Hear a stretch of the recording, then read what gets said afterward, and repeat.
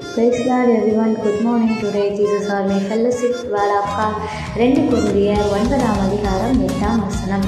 மேலும் நீங்கள் எல்லாவற்றிலும் எப்பொழுதும் சம்பூரணமடையவர்களாகி சகலவித நற்கிரியையிலும் பெருகிறவர்களாய் இருக்கும்படியாக தேவன் உங்களிடத்தில் சகலவித கிருபையும் பெருகச் செய்ய வல்லவராய் இருக்கிறார். கர்த்தருடைய நாமத்துக்கு மகிமை உண்டாவதாக.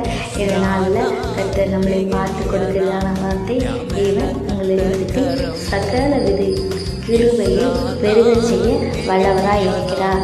ஆண்டவர் நம்மளுக்கு கிருபையை பெருக செய்ய இந்த நாளில் வல்லவராய் இருக்கிறார். நம்ம என்ன பண்ணணும்னா சம்பூரணமாய் எல்லாருக்கும் பிடிக்கிறவர்களாக இருக்க வேண்டும். சபையில் இப்போது ஒரு இடத்துக்கு காணிக்கை கொடுக்கறதுனா அமுக்கி குலுக்கி சரிந்து விழும்படி காணிக்கை கொடுங்கன்னு சொல்லிட்டு பவுல் சொல்கிறார். நம்ம எப்படி கொடுக்குறோம்? நம்ம ஆண்டவருக்காக எதையாவது செய்வோமானால் அது சம்பூரணமாக செய்யும்போது ஆண்டவர் அதை பெருகிறவர்களாக இருக்கும்படியாக தேவன் நம்மளுக்கு கிருபையை பெருக செய்ய வல்லவராக இருக்கிறார். இந்த வார்த்தையை கண்டு கர்த்தர் தாமே உங்கள் ஒவ்வொருவரையும் ஆசீர்வதிப்பாராக. ஆமென். God bless you.